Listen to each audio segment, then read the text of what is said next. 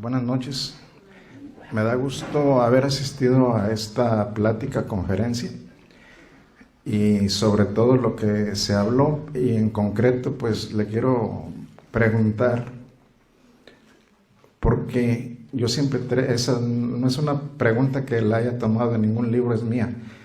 Si había 12 apóstoles, ¿por qué nada más 4 aparecen en los evangelios? Bueno, esa es una. Me queda la inquietud esa de que me faltaron 8 que no los tomaron allí en cuenta, ¿no? Y la otra sería que concretamente Judas me lo exponen como una persona mala, cuando en realidad en mi pensamiento queda claro que él simplemente hizo el guión que le dieron para la novela a la que él venía, ¿no? Entre comillas novela, ¿no? Para la historia que él tenía que hacer que se realizara según el mandato de Dios o de las Escrituras. Y la otra es como una especie de reflexión, invitación. Este ejercicio que usted hizo hoy en relación a las armas que debería de tener o deberíamos de tener todos los católicos, de cómo nos mostró que lo que dicen los versículos y Lucas y Marcos y Juan en relación a la Santísima Virgen María, pues que de esa misma manera se hicieran alguna especie de ejercicios en la iglesia, de tal manera de educar y ayudar al mundanal de católicos que en un momento dado, como usted lo ejemplificó hace ratito, que no tenemos elementos ni armas para entrar en ese campo apologético o defensa de la religión, porque carecemos de esos conocimientos que usted los expresó de una manera muy técnico-pedagógica para que todos lo entendiéramos, ¿no? Y con pocos elementos, digamos. Bueno, los necesarios. La Biblia es uno de ellos, las 2 personas lectoras y usted el que lo conoce a perfección. Bien, no se me vaya para cortarme las preguntas. Voy a comenzar por la tercera. La tercera. Llevamos 500 años de la apostasía. Un pecado de la apostasía. Y resulta que cuando llegó la apostasía, la fe que abundaba y la religión que estaba, diríamos, con fuerza, era la católica. Y llegó la apostasía con Martín Lutero, y nosotros nos creíamos muchos y muy seguros. ¿Y quién nos iba a conquistar? Nadie. Déjenlo. Fueron avanzando. Y ese déjelo se hizo una norma en la iglesia. Después de 500 años, todavía los católicos decimos, déjelo. Pero en aquel tiempo déjelo porque era uno, 2 que se metieron a evangélicos, 3. Pero ahora son multitudes. Y como nunca despertamos en esos 500 años de apostasía, vinieron los protestantes a protestar contra la Sagrada Escritura, contra la doctrina, con doctrinas falsas. Los católicos no vimos necesidad de prepararnos para defender la fe. No. Resulta que ahora ya es un mal que está destruyendo la iglesia. Y nos acostumbramos a no buscarle soluciones a ese mal. Y la respuesta es que a donde estamos todavía no se han tomado las medidas necesarias para atacar ese mal. Ni siquiera, hay católicos que ni siquiera se han dado cuenta que es un mal. Llevan 500 años y ni siquiera se han dado cuenta que es un mal. Hay católicos que dicen eso es lo mismo.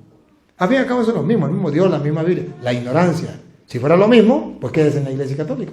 Porque es lo mismo. ¿Para qué se sale? Si fuera lo mismo, pues entonces ellos vendrían a la iglesia católica, a la misa. ¿Por qué no vienen? No es lo mismo. Solamente para engañar a los tontos. Pero ha sido que el católico todavía, ahí está el problema. El problema está en la raíz, la cabeza, la culebra se mata por la cabeza.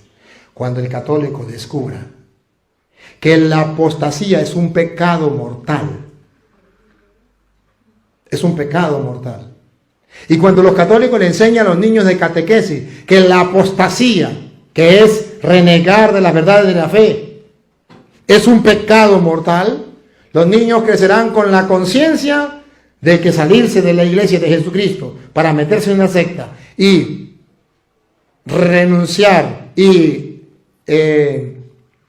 cambiar la doctrina y protestar contra la doctrina es un pecado. Entonces podrán darse cuenta que hay personas que están en el pecado metidos y que hay que sacarlos y que ellos no deben irse para allá. Pero ¿cómo van a saber si es pecado si incluso nosotros los sacerdotes le decimos a los fieles, eso es lo mismo? Si los maestros estamos enseñando mal, ¿qué se espera de los discípulos? Sin 500 años de apostasía y todavía no le hemos dicho que eso es pecado. Y los católicos no lo saben. Eso es malo, pelear con los evangélicos. Eso es malo, pelear con la Biblia. Yo he hablado con muchos evangélicos, no he peleado con ninguno. Pero le he mostrado, muchos evangélicos han vuelto a la iglesia, muchos católicos se han fortalecido, porque estoy convencido que eso es un pecado y está en la Sagrada Escritura. Si quieren, anoten la cita para que vean, Santiago 5:19. Es pecado salirse de la verdad y hay que traerlos para acá. Es un pecado. Segunda de Timoteo capítulo 2, versículo 24 en adelante. Es un pecado donde el diablo los tiene atados. Es un pecado. De Timoteo 2:24. Es un pecado de apostasía. Primera de Timoteo capítulo 4, versículo 1 en adelante. Es un pecado. Es un pecado de apostasía. Segunda de Tesalonicenses capítulo 2, versículo 9 en adelante. Es un pecado mortal. Y es un pecado que lleva incluso a la condenación. Puede llevar al fuego eterno. Es un pecado. Pero que los católicos todavía no hemos tomado conciencia que eso es pecado. Ahora, ya algunos están despertando y saben que es pecado y tienen el interés de que la gente salga, en el caso suyo. Y cuando queremos decir, bueno, vamos a ayudar a aquellos, los familiares que se metieron a protestantes, miren que en la comunidad se está metiendo protestantes mucha gente, yo quiero ayudar, entonces no encontramos herramientas para ayudar. Entonces no encontramos libros donde nos den las instrucciones. Entonces no encontramos quien nos lo explique.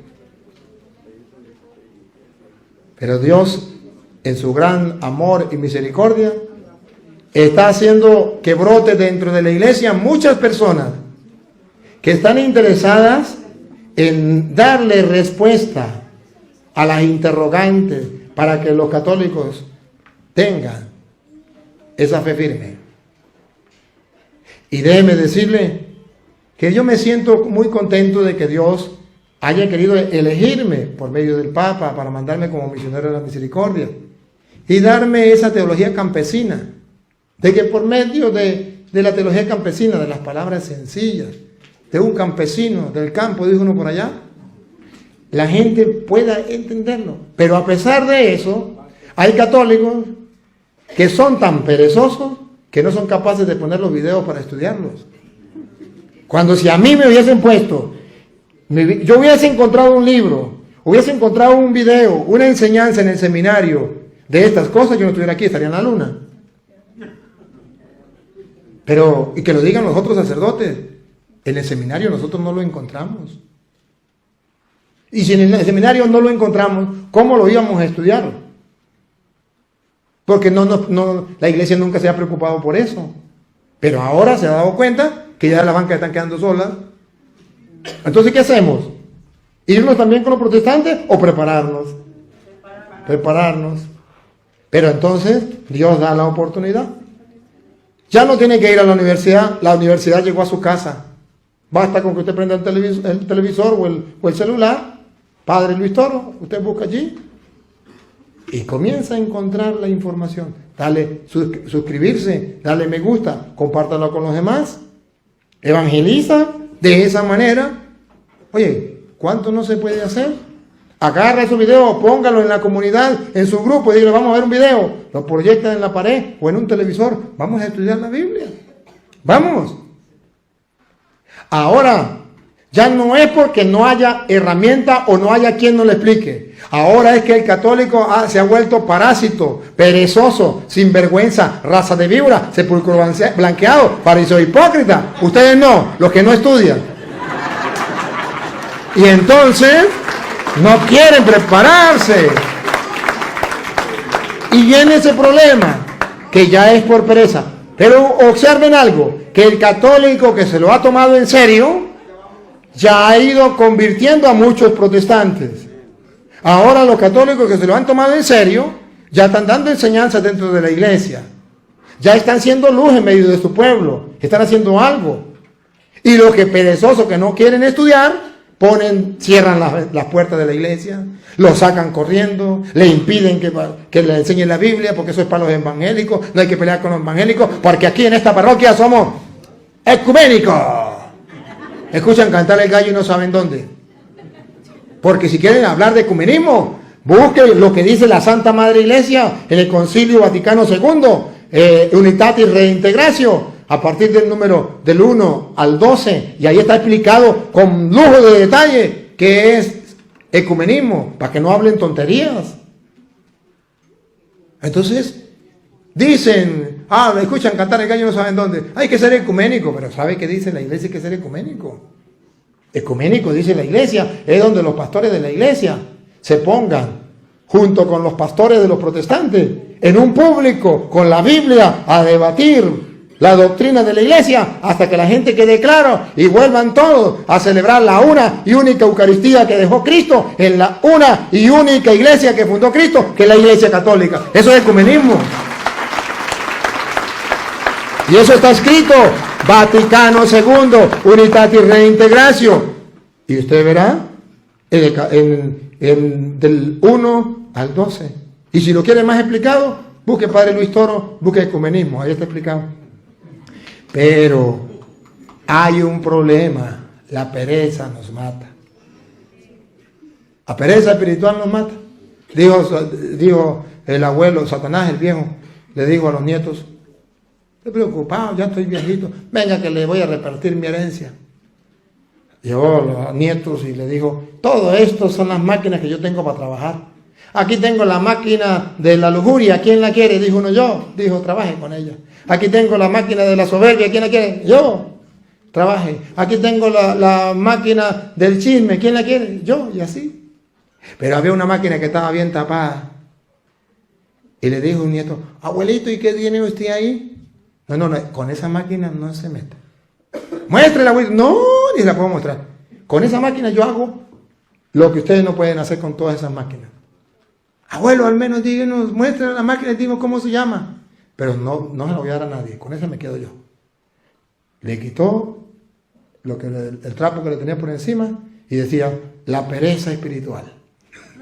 Y dijo, con esta máquina yo destrozo a todos los cristianos, a todos los creyentes. Con la pereza espiritual los domino a todos. Y así tiene dominado a los católicos. Una pereza espiritual que no son capaces ni siquiera. Lo único que tienen que hacer es apretar el botón. Padre Víctor, aprieta el botón. Apretar el botón, suscribirse, apretar el botón, mandarlo a otra persona. No tiene que hacer nada extraordinario. Nada. Y escucharlo, y estudiarlo. No hemos tomado conciencia, primero, de la gravedad del pecado, del mal, de la enfermedad. Segundo, no tenemos ningún propósito de prepararnos para curar ese mal. Y ahí es donde estamos fallando. Y la otra, ¿qué fue lo que me dijo? Que eran 12 y ¿por qué solamente 4?